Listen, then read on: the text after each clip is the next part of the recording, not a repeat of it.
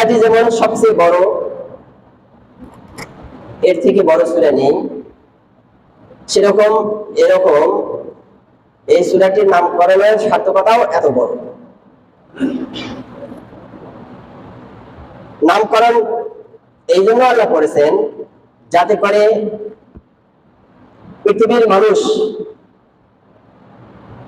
মানুষ জানতে পারে আল্লাহ কি না করতে পারে, এবং এটা শিক্ষার জন্য আল্লাহ করেছেন। আরেকটা শিক্ষা আছে, ইসলামের প্রাথমিক যুগে শয়তানের প্ররোচনার পরে মানুষ গরুর বাছুরের পূজা করত না? গরুর বাছুরের পূজা করত। অনেক কাহিনী। এই গরুর বাছুরের পূজা করার থেকে আল্লাহ বিরত থাকার জন্য আল্লাহ এই ঘটনা ঘটাইছে।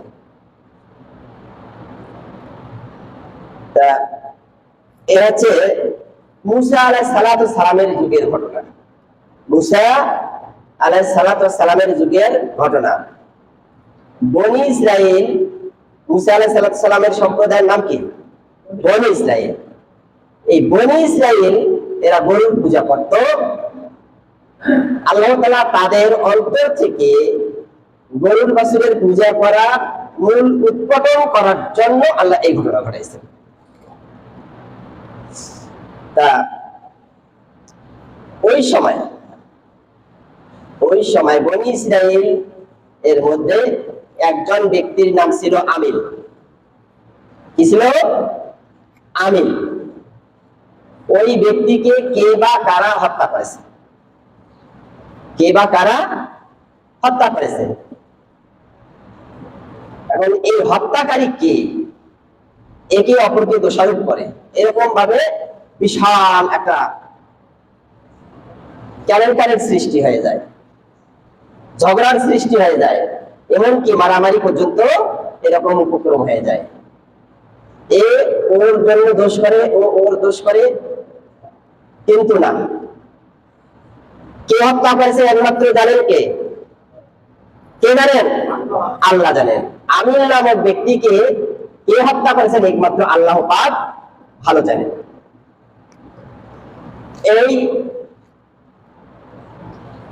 ঝগড়া বা বিবাদ নিরসন করার জন্য সকলেই মিলে বনী ইসরাইলের লোক হযরত মুসা আলাইহিস সালামের কাছে গেলেন যে আপনি আপনার প্রভুকে বলে দিন, আল্লাহকে বলে দিন, কে এই আমিল নামক ব্যক্তিকে হত্যা করেছে। আপনি আল্লাহর কাছে বলুন, আল্লাহ আপনাকে জানিয়ে দিন। তখন মুসা আলাইহিস সালাম আল্লাহর কাছে প্রার্থনা করলেন, আল্লাহ তুমি জানিয়ে দাও এই ব্যক্তিকে কে হত্যা করেছে।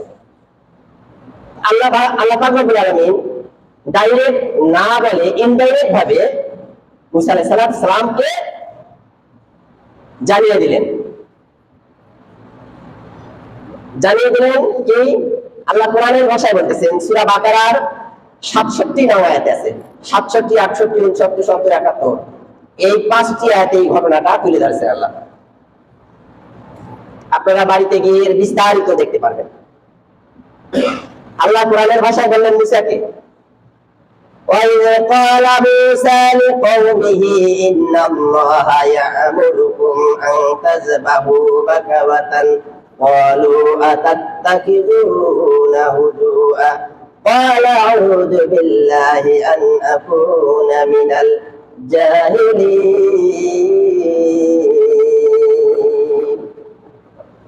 আল্লাহ পাক রব্বুল আলামিন কোরআনের ভাষায় এই ঘোষণা মুসা আলাইহিস সালামকে জানিয়ে দিলেন। বলেন তো কি ঘোষণা দিলেন? বুঝতে পেরেছেন আপনারা? কোরআনের ভাষাটা বুঝেন না? আল্লাহ পাক বললেন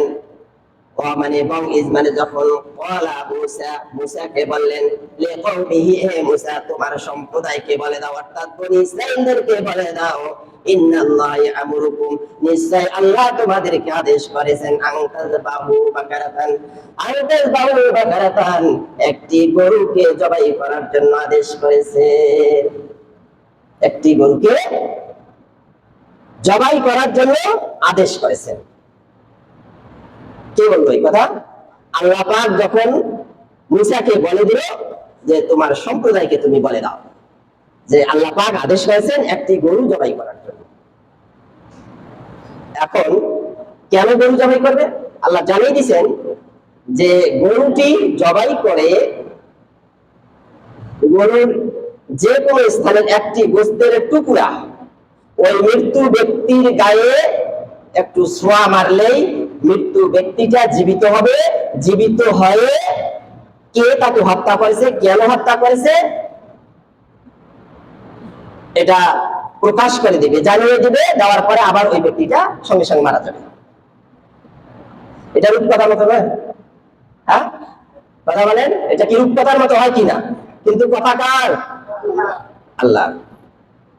সূরা বাকারা আয়াত নাম্বার 67, আপনারা গিয়ে দেখবেন। এখন এই কথা যখন বললো মুসা নবী, যখন তার সম্প্রদায়কে বনী ইসরাইলের লোকদেরকে এই কথা বললো, তখন তারা বলতেছে ক্বালু আতাত্তাকিদুনা হুজুআ, হে মুসা, এটা কি না বলতেছো? এটা কি তুমি কি মস্কারি করতেছো আমাদের সাথে, উপহাস করতেছো আমাদের সাথে? আমরা চাইলাম আল্লাহর কাছে আপনি বলে দিন যে কে এটার হত্যা করেছে, এটার নামটা বলে দেওয়ার জন্য, আর আপনি একটা গরুকে জবাই করার জন্য বলতেছেন। এটা কি? এটা হতে পারে না।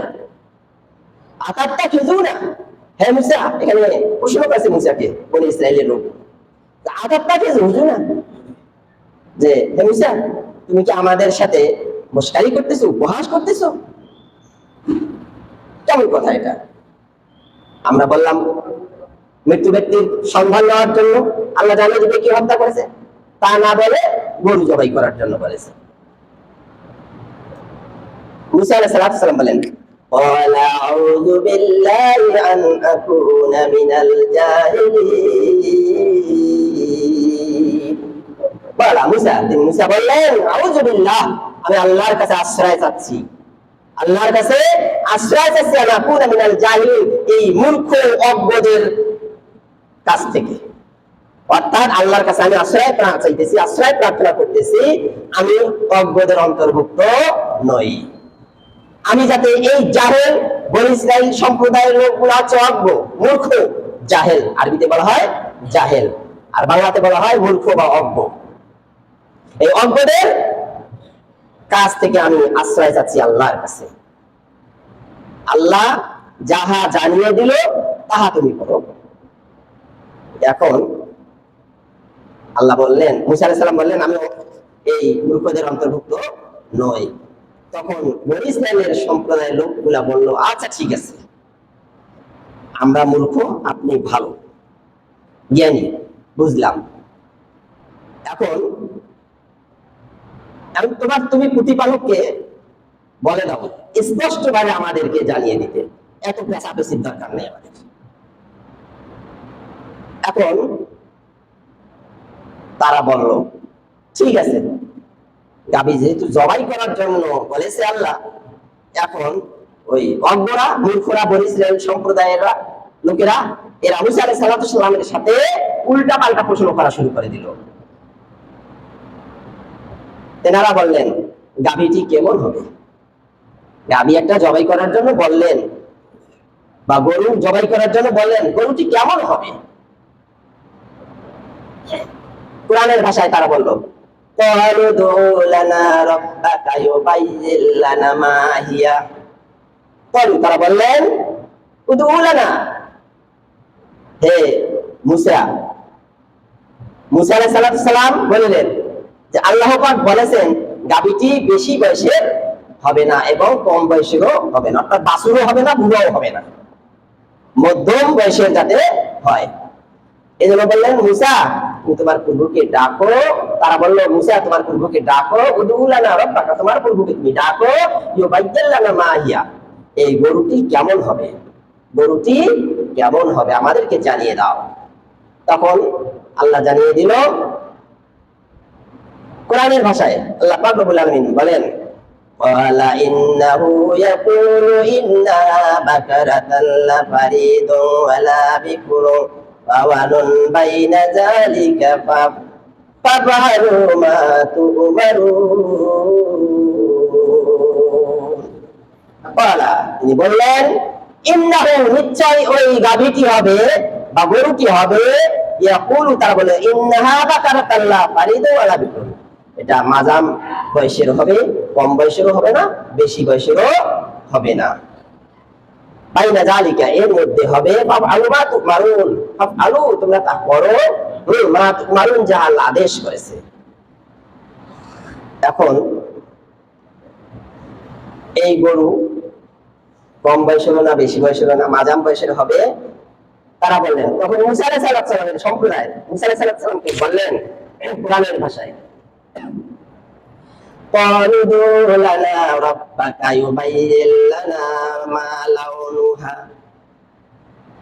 তারা বলল হে মুসা গরুটি বুঝলাম কম বয়সেরও নয় বেশি বয়সেরও নয় মধ্যম বয়সের হবে তবে গরুটির রং কেমন হবে এরা মুসা আলাইহিস সালামকে উপহাসমূলক এই প্রশ্নগুলা করতেছেন উপহাসমূলক এই প্রশ্নগুলা করতেছেন ক্বালু উদউ লানা রাব্বাকা ইউবাইয়্যিন লানা মা লাউনুহা হে মুসা তাহলে দেখো কেমন হবে তোমার প্রভুকে বলো কেমন রংটা হবে গরুটির এখন মুসা আলাইহিস সালাম আল্লাহর কাছে প্রার্থনা করলেন قال إنه يقول إنها بكرة صفراء لونها تسر الناظرين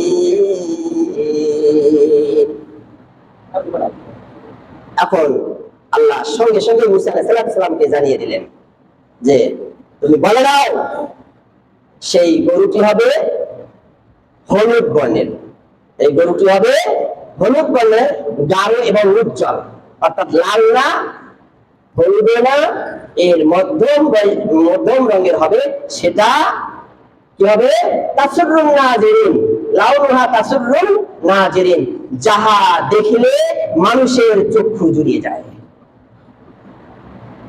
মানুষের চক্ষু জুড়িয়ে যায় মানুষ যাতে বলতে পারে সুন্দর এত সুন্দর গরু এত সুন্দর তার রং এত সুন্দর ধৃষ্টপুষ্ট না কম বয়সের না বেশি বয়সের এখন এই গরু পাবে কোথায় এই গরু পাবে কোথায় তখন তারা আবার প্রশ্ন করলেন قالوا ادع لنا ربك يبين لنا ما هي إن بقرة تشبه علينا وإن إن شاء الله لمهتدون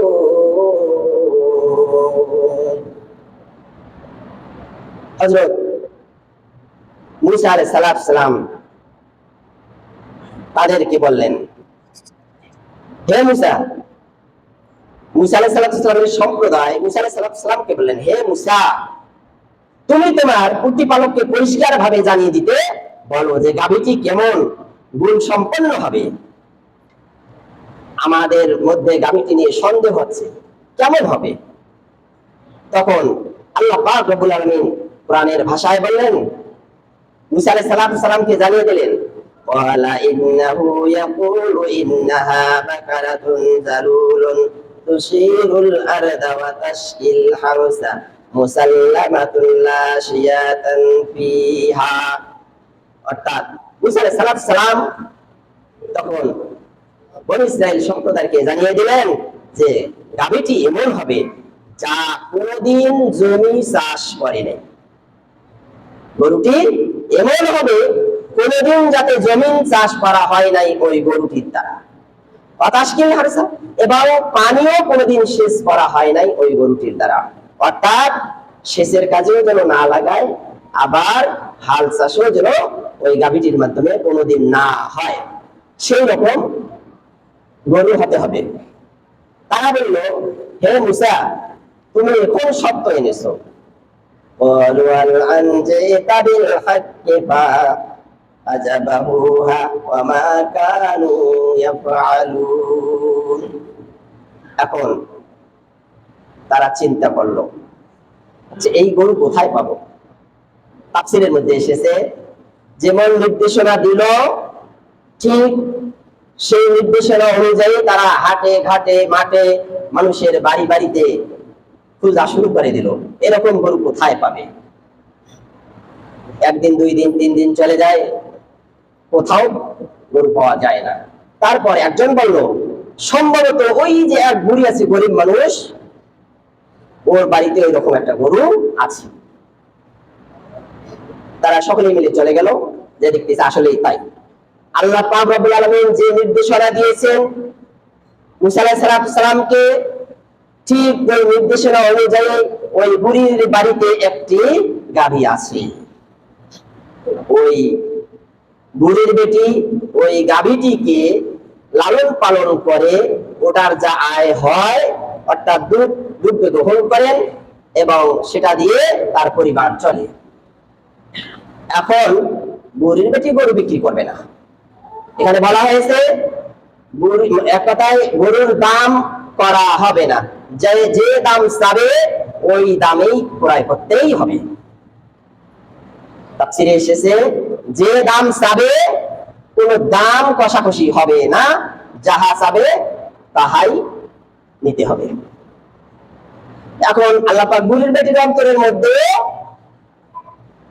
ইশারা ইঙ্গিত দিয়েছেন, দেন নাই তিনি ওটা দিয়ে পরিবেশন হন, কিন্তু ওটা এমন দাম বুড়ির বেটি চাবে যাহা তাদের ক্রয় করতে অসাধ্য হয়। বুড়ির বেটি তাই দাম চেয়েছে, যা তার দাম হবে তার কয়েক গুণ দাম বেশি চেয়েছে। এটা দিয়ে বুড়ির বেটি পরিবেশন হবে, পরিবেশ হবে। কার ইশারা? আল্লাহর ইশারা। তখন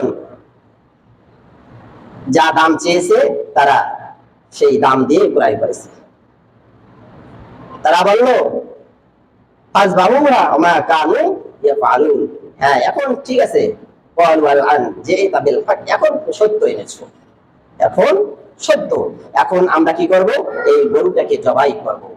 জবাই করার পর তার একটা গোশতের টুকরা দিয়ে মৃত্যু ব্যক্তির গায়ে ছোঁয়া মেরেছেন, সঙ্গে সঙ্গেই মৃত্যু ব্যক্তি জীবিত হয়েছে। সুবহানাল্লাহ বলবেন না? আল্লাহ বলেছেন ফাআলুল লিমা ইউরিদ, আল্লাহ যাহা ইচ্ছা তাহাই করিতে পারেন। তুখরিজুল হাজ্জ মিনাল মাইয়িত ওয়া তুখরিজুল মাইয়িত মিনাল হাজ্জ, আল্লাহ মৃত্যুকে জীবিত করতে পারেন আর জীবিতকে মৃত্যু করতে পারেন। পারেন কি পারেন না? তখন মৃত্যু ব্যক্তি বলল যে আমার ভাতিজা আমার মেয়েকে বিবাহ করতে চেয়েছিল, আমার সম্পদের লোভ তার মনের মধ্যে এঁটেছিল। আমার একমাত্র মেয়ে, আমার বিশাল সম্পত্তি, আমার মেয়েকে যদি সে বিবাহ করতে পারে আর সেই সম্পত্তির মালিক সে হয়ে যাবে। আমার কাছে প্রস্তাব পাঠিয়ে দিয়েছিল, আমি এটা গ্রহণ করি নাই, বিধায় আমাকে হত্যা করেছে। আমার ভাতিজা আমাকে হত্যা করেছে আমার মেয়েকে বিবাহ করার জন্য আর আমার সম্পদের মালিক হওয়ার জন্য। এই কথা বলে আবার মৃত্যু ব্যক্তি মৃত্যু হয়ে গেলেন, জীবিত ব্যক্তিটা আবার মৃত্যু হয়ে গেলেন। এই প্রকাশ হলো না? প্রকাশ হলো কিনা? কে হত্যা করেছে?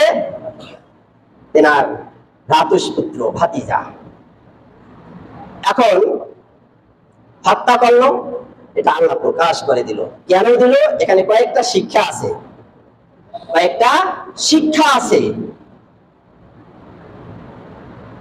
যে 1 নম্বর শিক্ষা হচ্ছে আল্লাহর রাসূল সাল্লাল্লাহু আলাইহি ওয়াসাল্লাম যা নির্দেশ দেবেন সমস্ত মানুষকে বিনা দ্বিধায় সে মেনে নিতে হবে। যে নির্দেশই দিবে সেই নির্দেশ কি করতে হবে? মেনে নিতেই হবে। আল্লাহর রাসূল কি মানুষকে কল্যাণের দিক ছাড়া অকল্যাণের দিকে আহ্বান করেন নাকি? না। এই জন্য 1 নম্বর শিক্ষা হচ্ছে রাসূল সাল্লাল্লাহু আলাইহি সাল্লাম যা আদেশ করবেন আমাদেরকে তা মেনে নিতেই হবে। 2 নম্বর, প্রিয় নবী হযরত মুহাম্মদ সাল্লাল্লাহু আলাইহি সাল্লাম এর সাথে ইহুদীদের বিশ্বাসঘাতকতায় বিস্মিত হওয়ার কিছুই নেই। 2 নম্বর শিক্ষা, অর্থাৎ হযরত আদম আলাইহিস সালাম থেকে শুরু করে আমাদের প্রিয় হযরত মুহাম্মদ সাল্লাল্লাহু আলাইহি সাল্লাম পর্যন্ত যত সমস্ত নবী এবং রাসূল পৃথিবীতে এসে চলে গিয়েছেন, সকলেই যা করেছেন আমাদের তাই মেনে নিতে হবে, এবং তাদের উপরে যত বিশ্বাসঘাতকতা করেছে তারা যুগে যুগে সকলেই ধ্বংস হয়েছে। কথা বলেন ঠিক কিনা? এটা আমাদের মানতে হবে, এটা বিস্মিত হওয়ার কোনো কারণ নেই। ইব্রাহিম আলাইহিস সালামকে আগুনের মধ্যে ফেলে দিয়েছেন না? নাই। ইব্রাহিম আলাইহিস সালামকে আল্লাহ আগুনের মধ্যে জীবিত রেখেছেন। সুবহানাল্লাহ বলেন। এটা বিস্মিত হবার কোনো কারণ নাই। 3 নম্বর কারণ, ইসলামের প্রাথমিক যুগে গরুর বাছুরের তারা পূজা করত। অনেক ঘটনা। হযরত মুসা আলাইহিস সালাম যখন তুর পাহাড়ে গেলেন, তার স্থলাভিষিক্ত তার ভাই হারুন আলাইহিস সালামকে দায়িত্ব দিয়ে গেলেন যে আমি তুর পাহাড়ে যাচ্ছি, আল্লাহর সাথে সাক্ষাৎ করবো, সেখানে 30 দিন আল্লাহ থাকতে বলেছেন, 30টা রোজা রেখেছেন, আল্লাহ তাকে তাওরাত কিতাব দিয়ে দেবেন, এই জন্য গিয়েছেন। আল্লাহ বলেছেন, হে মুসা, তুমি 30টা রোজা রাখবে, রাখার পর মানুষ রোজা রাখলে মুখ বন্ধ করে কি করে না? করে না? মুখ বন্ধ করে না? আল্লাহ রাসূল, আল্লাহ পাক বলেছেন, হে মুসা, যারা রোজা রাখে, আল্লাহ রাসূল এই কথা বলেছেন যে যারা রোজা রাখে, রোজাদারের মুখের গন্ধ আল্লাহর কাছে মির্গনাবি কস্ত্রের থেকে সুগন্ধি। সুবহানাল্লাহ। অতএব হে মুসা, রোজা শেষ হবে, তুমি মুখ ধৌত করবে না, না করে আমার কাছে তুমি চলে আসবে। এখন রোজা রাখলো, রোজা রাখার পর মুখ বন্ধ করে, মুসা নিজেই বুঝতে পারতেছে আমার মুখ বন্ধ করতেছে, আমি তুর পাহাড়ে আল্লাহর সামনে যাব, কেমন করা মুখ বন্ধ করে, এই জন্য তিনি মুখটা ধৌত করে পরিষ্কার করে গেছেন। তখন আল্লাহ বললেন, হে মুসা, আমি তোমার মুখকে ধৌত করতে নিষেধ করেছি, তুমি কেন ধৌত করে আসলে? অতএব যাও, তাহলে আরো 10টা রোজা রাখবো। কয়টা? পানিশমেন্ট হিসাবে আরো 10টা, 40টা রোজা মুসা আলাইহিস সালামের উপর ছিল। তখন 40টা রোজা যখন পূর্ণ হলো, তখন মুখ ধৌত না করে তুর পাহাড়ে গেলেন। তারপর সেখানে আল্লাহ পাক রব্বুল আলামিন তাওরাত কিতাব মুসা আলাইহিস সালামকে দিলেন, সেই বিশাল কিতাব তিনি নিয়ে আসলেন। এইদিকে হারুন আলাইহিস সালাম দায়িত্বে ছিলেন, এইদিকে তখনকার লোকেরা কি করত, সামরি নামে একজন ব্যক্তি ছিল, উনি কি করত, একটা গরুর বাছুরের একটা মূর্তি তৈরি করেছে। মূর্তি তৈরি করে, বিশাল কাহিনী, যাই হোক কিভাবে হয় হোক, তার ভিতরে জাদুর দ্বারাই হোক আর কিসের দ্বারাই হয় হোক, একটা রূহ মুবারকের মতো ঢুকে দিয়েছে। অনেক কাহিনী। তাই ওই বাছুরটা হাম্বা হাম্বা করত। এখন এটার পূজা করা শুরু করে দিল। এখন হারুন কি বলতেছে, বনি ইসরায়েলের লোকেরা, আপনার ভাই মুসা নবী বলে দাবি করে, মিথ্যা কথা কয়। 30 দিনের জন্য আমাদের কাছে বলে গেল, এখন 30 দিন পার হয়ে গেল, উনি আসে না। কৌশলকার আল্লাহ। এখন ওই গরুর বাছুরের পূজা শুরু হয়ে গেল। এবং এই যে গরুর বাছুরের পূজা যখন শুরু করে দিল, আল্লাহ পাক রব্বুল আলামিন এই গরুকে জবাই করার জন্য আদেশ করলেন। কেন আদেশ করলেন? যে এই শিক্ষাটা হচ্ছে, গরুর পূজা করানো হয়, সেই গরুটাকে যে জবাই করা হয়, যে গরুটা নিজেই আত্মরক্ষা করতে পারলো না, নিজেই নিজেকে আত্মরক্ষা করতে পারলো না জবাই করা থেকে, তার আবার কিসের পূজা করা হয়? পূজা মানে কি? উপাসনা করা, দাসত্ব করা, ইবাদত করা, তাই না? এখন তার দাসত্ব করা হয়, গরুর বাছুরের দাসত্ব করা হয়, গরুর বাছুরের পূজা করা হয়, কিন্তু গরুর বাছুর তো নিজেই আত্মরক্ষা করতে পারলো না নিজেকে। এর থেকে শিক্ষা নেওয়া দরকার যে বাছুরের পূজা করা পৃথিবী থেকে দূর করার জন্য আল্লাহ পাক রব্বুল আলামিন এই গরুকে জবাই করে আদেশ দিয়ে মৃত্যু ব্যক্তিকে জিন্দা করার জন্য। সুবহানাল্লাহ বলবেন না? যাতে করে মানুষ আর গরুকে পূজা না করে, গরুর পূজা না করে। আল্লাহ পাক রব্বুল আলামিন আরো 4 নম্বর শিক্ষা দিয়েছেন, গরু জবাইয়ের ঘটনার ভিতর দিয়ে আল্লাহ মৃত্যুকে জীবিত করার ক্ষমতা প্রদান করেছেন, আল্লাহর উপর যাতে মানুষ বিশ্বাস আনতে পারে, আল্লাহর উপরে মানুষ বিশ্বাস আনতে পারে যে আল্লাহ পাক রব্বুল আলামিন পৃথিবীতে কি না করতে পারে। অতএব আমাদের উচিত আমরা সর্ব অবস্থায় আল্লাহকে বিশ্বাস করব এবং সর্ব অবস্থায় যা আমাদের যতই বিপদ আপদ মুসিবত আসুক না কেন আমরা আল্লাহর উপর ভরসা করব। আল্লাহ পাক রব্বুল আলামিন আমাদের যত বিপদ আছে সমস্ত বিপদ থেকে আল্লাহ পাক রব্বুল আলামিন আমাদের সবাইকে হেফাজত করবেন। এই জন্য এই সূরা বাকারার 67 থেকে 71 নং আয়াত, এই 5টি আয়াতের ব্যাখ্যার মধ্যে এই কথাগুলো আছে, আপনারা দেখেন। এই জন্য আল্লাহ পাক রব্বুল আলামিন এই সূরাটির নামকরণ করেছেন সূরাতুল বাকারা। এই জন্য এই শিক্ষাটা নেওয়া দরকার। সূরা বাকারার নামকরণ এই মৃত্যু ব্যক্তিকে জীবিত করার জন্য আল্লাহ পাক রব্বুল আলামিন এই সূরার নাম রেখেছেন সূরাতুল বাকারা। আল্লাহ পাক রব্বুল আলামিন আমাদের সবাইকে আল্লাহ পাকের যত বিধান আছে সঠিকভাবে মানিয়ে চলার তৌফিক দান করুন। সকলেই বলি আল্লাহুম্মা আমিন।